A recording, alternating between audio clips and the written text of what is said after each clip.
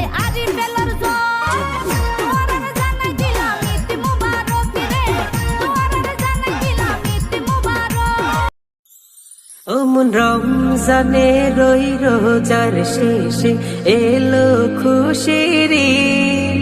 তুই আপনাকে আজ বিলিয়ে দে শোন আসমানি তাগিদ।